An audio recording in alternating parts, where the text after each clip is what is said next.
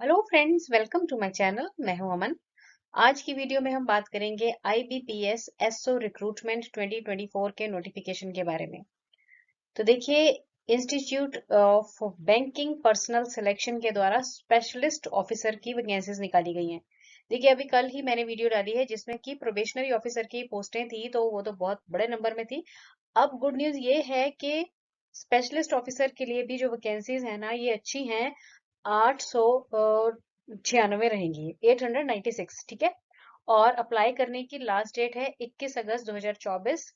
Website है www.ibps.in। तो चलिए वीडियो में पूरी इंफॉर्मेशन लेते हैं।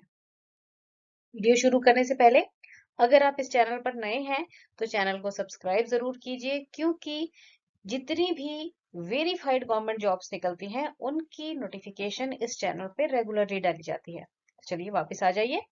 अब आप आईबीपीएस एसओ रिक्रूटमेंट का जो ऑफिशियल नोटिस है वो स्क्रीन पर देख रहे हैं। ये नोटिफिकेशन मैंने डिस्क्रिप्शन बॉक्स में भी डाल दिया, वहां पे जाके भी इसे चेक कर सकते हैं। तो देखिए, यहाँ पे बताया गया है कि एक कॉमन रिक्रूटमेंट प्रोसेस रहेगा for the recruitment of specialist officers in participating banks. मतलब नंबर ऑफ बैंक्स रहेंगे जिनमें की स्पेशलिस्ट ऑफिसर्स की रिक्रूटमेंट जो है वो की जाएगी, ठीक है। और इसके लिए कॉमन टेस्ट है, आईबीपीएस के द्वारा कंडक्ट किया जाता है। तो देखिए, अलग अलग जो कैटेगरी रहेगी स्पेशलिस्ट ऑफिसर्स की, उनमें है सबसे पहले तो दिया गया आईटी ऑफिसर स्केल 1 ग्रेड रहेगा। एग्रीकल्चर फील्ड ऑफिसर, राजभाषा अधिकारी स्केल 1। लॉ ऑफिसर, ये भी स्केल 1 है। HR oblique personal officer scale 1। Marketing officer scale 1। मतलब ये सभी जो 1 से लेकर 6 तक हम सीरियल नंबर देख रहे हैं ना वेरियस पोस्ट की, ये सारी स्केल 1 जो है ऑफिसर्स की पोस्टें हैं। तो चलिए जानते हैं आगे। अब इसमें ना सबसे पहले तो आप इंपॉर्टेंट डेट्स को देख लीजिए। वेरियस एक्टिविटीज बताई गई हैं और अकॉर्डिंगली डेट्स भी बताई गई हैं, ठीक है। तो ऑनलाइन आप अप्लाई कर सकते हैं 1 अगस्त से लेकर 21 अगस्त 2024 तक। और अगर कुछ मॉडिफिकेशन भी करनी है तो वो भी इसी ड्यूरेशन के दौरान आप कर सकते हैं। ऑनलाइन जो फी पेमेंट होगी वो भी इसी ड्यूरेशन में होगी, मतलब 1 अगस्त से लेकर 21 अगस्त तक, ठीक है। उसके बाद आप जो है अपने प्रीलिम एग्जाम, क्योंकि देखिए इसमें प्रीलिम एग्जाम होगा, फिर मेन एग्जाम होगा, फिर इंटरव्यू होगी, है ना। तो जो प्रीलिम एग्जाम का कॉल लेटर डाउनलोड कर सकते हैं वो मोस्टली अक्टूबर में, और प्रीलिम एग्जाम होने का जो चांसेस है ना पूरा पूरा, वो नवंबर में है, ठीक है। उसके बाद है जो इसका रिजल्ट है ना, वो नवंबर से दिसंबर के बीच में आ जाएगा। उसके बाद होगा आपका मेन एग्जाम, ठीक है। तो मेन एग्जाम जो है ना, मोस्टली चांस रहेगा दिसंबर में होगा वो। तो दिसंबर में ही एग्जाम से पहले 10 या 7 दिन पहले आपका जो है कॉल लेटर आ जाएगा, ठीक है जी। उसके बाद मेन एग्जाम का जो रिजल्ट है ना, ये जनवरी से फरवरी में डिक्लेयर हो जाएगा। फरवरी से मार्च में होगी आपकी इंटरव्यू, और फिर अप्रैल में जो है प्रोविजनल अलॉटमेंट आपकी हो जाएगी। तो ये पूरा प्रोसेस बता दिया गया आपको। अब इसमें सबसे पहले तो क्राइटेरिया देखते हैं कि एज जो है ना 20 साल से लेकर 30 साल जो है एज लिमिट रहेगी, ठीक है। तो जो कैंडिडेट का जन्म है ना, वो 2 अगस्त 1994 से लेकर 1 अगस्त 2004 के बीच में ही हुआ होना चाहिए, ठीक है जी। उसके बाद यहाँ पे जो रिलैक्सेशन रहेगी ना, देखिए अगर S C S T category है तो 5 साल की रिलैक्सेशन है। ओबीसी को है 3 साल की। पीडब्ल्यूबीडी को है 10 साल की। एक्स सर्विसमैन को 5 साल की मिलेगी। और पर्सन्स अफेक्टेड बाय 1984 रॉयट्स, तो उनको भी 5 साल की रिलैक्सेशन मिल जाएगी। एजुकेशनल क्वालिफिकेशन की बात करते हैं। सबसे पहले जो आईटी ऑफिसर है, ठीक है जी, इसमें एज तो हमने देख ली कि 20 से 30 साल है नॉर्मली, जो जनरल कैटेगरी रहेगी। और उसके बाद आपकी जो क्वालिफिकेशन है ना, वो 4 ईयर इंजीनियरिंग और technology degree in computer science, मतलब कंप्यूटर साइंस में या इलेक्ट्रॉनिक्स एंड टेलीकम्युनिकेशन में, अगर आपने, या इलेक्ट्रॉनिक्स एंड इंस्ट्रूमेंटेशन में, है ना। तो अगर आपने इसमें बीटेक किया हुआ है तो आप अप्लाई कर सकते हैं, ठीक है। और अगर आपने पोस्ट ग्रेजुएशन किया है ना, मतलब एमटेक भी किया हुआ है, तब भी आप अप्लाई कर सकते हैं। और तीसरी ऑप्शन यहाँ पे दी गई है कि graduate having passed DOEACC B level, ठीक है। तो ये भी आप, अगर आपने ये पास किया हुआ है तो भी आप अप्लाई कर सकते हैं। सेकंड कैटेगरी है एग्रीकल्चर फील्ड ऑफिसर की। एज तो पता ही है आपको 20 से 30 है। अगर आपने ग्रेजुएशन की हुई है एग्रीकल्चर में, जैसे वो होता है ना बैचलर इन एग्रीकल्चर या फिर बैचलर इन हॉर्टिकल्चर या फिर एनिमल हस्बेंड्री, ठीक है, या फिर इन्होंने कहा है कि वेटनरी साइंस में आपने ग्रेजुएशन किया हुआ है, डेयरी साइंस में, फिशरी साइंस में, पीसी कल्चर में, एग्री मार्केटिंग में, कॉपरेशन एंड बैंकिंग में, agro forestry, agriculture, biotechnology, BTech किया है बायोटेक्नोलॉजी में, फूड साइंस में, agriculture business management, food technology, dairy technology, agriculture engineering, sericulture, fishery engineering, इतनी सारी ऑप्शंस हैं। इनमें से किसी में भी आपने बीटेक किया हुआ है, ग्रेजुएशन किया हुआ है, तो आप अप्लाई कर सकते हैं एग्रीकल्चर फील्ड ऑफिसर के लिए। तीसरी ऑप्शन है जी, यहाँ पर जो सीरियल नंबर है, पोस्ट है, वो है राजभाषा अधिकारी।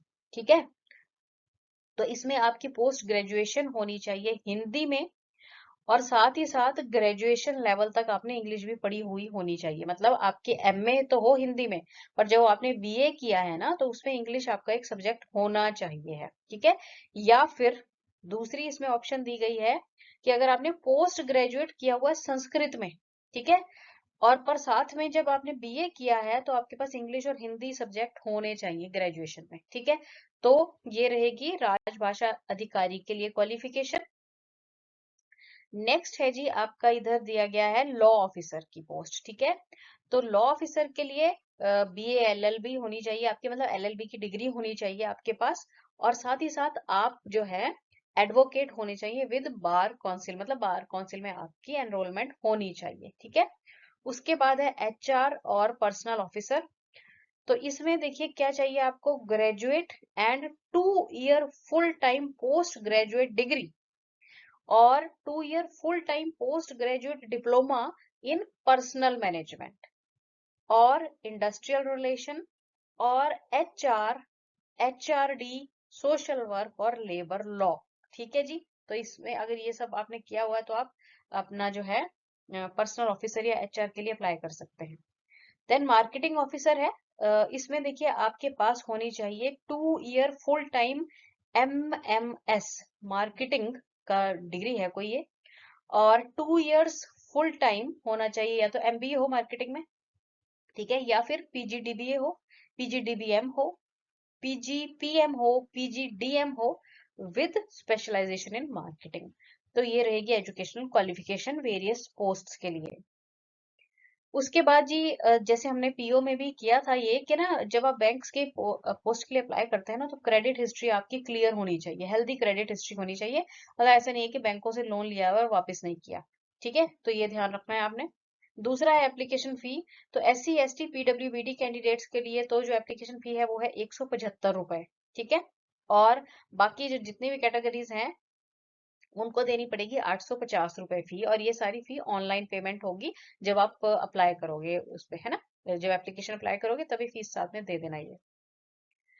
फिर जी इसका एग्जाम का पैटर्न आप देख लो। प्रीलिम एग्जाम जो होगा, सबसे पहले दिया गया है कि लॉ ऑफिसर और राजभाषा अधिकारी के लिए। ठीक है, तो लॉ ऑफिसर और राजभाषा अधिकारी के लिए जो प्रीलिम एग्जाम है, उसमें इंग्लिश के 50 क्वेश्चन आएंगे।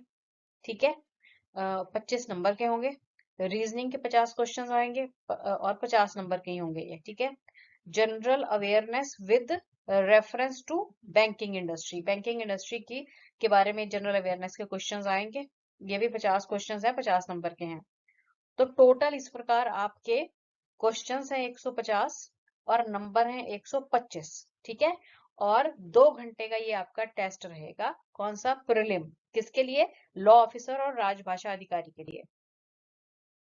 फिर अगर आपने ना IT officer, agriculture field officer, HR personal या मार्केटिंग ऑफिसर के लिए अप्लाई करना है ना, तो प्रीलिम में आपका क्या रहेगा, इंग्लिश लैंग्वेज होगी, 50 क्वेश्चन होंगे 25 नंबर के।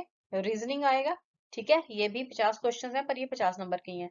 क्वांटिटेटिव एप्टीट्यूड आएगा, 50-50 के ही हैं जी, ये भी 50 क्वेश्चन और 50 नंबर। तो इस तरह से इसके भी 150 क्वेश्चन हो गए और 125 नंबर के हो गए। 2 घंटे का टाइम मिलेगा आपको। अच्छा, उसके बाद है जी आपका मेंस का जो एग्जाम रहेगा। ठीक है, अब मेंस में ना सबसे पहले यहाँ पर दिया गया है कि अगर आपने law officer, IT officer, agriculture field officer, HR personal या फिर मार्केटिंग ऑफिसर के लिए अप्लाई करना है ना, तो इसमें है जी personal knowledge, sorry professional knowledge दिया गया, प्रोफेशनल नॉलेज, ठीक है। और ये जो है आपका क्वेश्चंस इसमें 60 है और मार्क्स भी आपके 60 रहेंगे, ठीक है। मीडियम हिंदी इंग्लिश दोनों होगा, 45 नंबर का क्वेश्चन आएगा। और अगर आपने राजभाषा अधिकारी के लिए करना है ना, तो इसके लिए जो मेंस का एग्जाम है ना, इसमें प्रोफेशनल नॉलेज ऑब्जेक्टिव रहेगा, 45 क्वेश्चंस आएंगे उसमें, और जो डिस्क्रिप्टिव रहेगा उसमें 2 क्वेश्चंस आएंगे, ठीक है। और ये टोटल जो है 60 नंबर का आपका होगा, हिंदी और इंग्लिश दोनों में, मतलब कोई भी आप मोड यूज कर सकते हैं, ठीक है। और इसमें ना 30-30 मिनट मिलेंगे दोनों में आपको, ठीक है जी। तो ये रहेगा आपका प्रोसेस जो आपके एग्जाम्स का होगा, टेस्ट का होगा। अच्छा, अब ये आप चेक कर लीजिए कि जो एग्रीकल्चर फील्ड ऑफिसर है ना, तो देखिए ये इनकी जो पोस्ट्स है ना, ये दिखाई गई हैं हमारी, इसमें रहेगी, आप 9th नंबर पे देख सकते हैं, पीएनबी बैंक दिया गया, पंजाब नेशनल बैंक, ठीक है। तो इसमें ना टोटल पोस्टें दी गई हैं 310, ठीक है। उसके बाद आपका यूको बैंक है, इसमें 36 पोस्टें टोटल हैं एग्रीकल्चर ऑफिसर की, ठीक है जी। और इनके अलावा कहीं नहीं है, इन 2 बैंक्स में ही रहेंगी ये एग्रीकल्चर फील्ड ऑफिसर की, पंजाब नेशनल बैंक में और यूको बैंक में। और टोटल ये पोस्टें कितनी है इनके लिए, 346, ठीक है जी। उसके बाद है एचआर पर्सनल ऑफिसर जो है, इसमें अब आप देख सकते हैं कि बैंक ऑफ बड़ौदा में तो नहीं है, बैंक ऑफ इंडिया में टोटल पोस्टें हैं इनकी 10, ठीक है। और उसके बाद आप देख सकते हैं कि पीएनबी में टोटल पोस्टें, पंजाब नेशनल बैंक में टोटल पोस्टें हैं 15, ठीक है। तो ये जो टोटल पोस्ट रहेंगी एचआर या पर्सनल ऑफिसर की, ये है टोटल 25 पोस्टें हैं। नेक्स्ट है आईटी ऑफिसर की। तो आईटी ऑफिसर में आप देख सकते हैं कि इंडियन ओवरसीज बैंक में है, टोटल पोस्टें दी गई हैं 20, ठीक है। पंजाब नेशनल बैंक में 150 पोस्टें हैं, तो टोटल ये हो गई हैं 170 पोस्टें रहेंगी आईटी ऑफिसर की।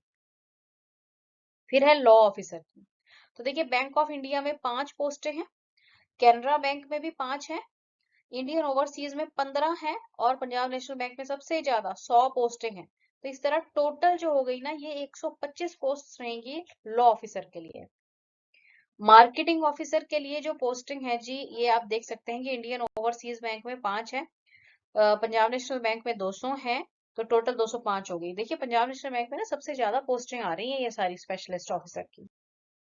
और राजभाषा अधिकारी के लिए अगर आप देख सकते हैं तो पीएनबी में 25 हैं, और टोटल मतलब सिर्फ पीएनबी में ही है ये राजभाषा अधिकारी की पोस्ट, और यही 25 पोस्टें रहेंगी। तो जल्दी से जाइए, चेक कीजिए साइट पे, आपकी एलिजिबिलिटी बन रही है, और आप इतने दिन से अगर प्रिपरेशन इसी टेस्ट के लिए कर रहे थे तो फटाफट से अप्लाई कर दीजिए। Thanks for watching the video and best of luck.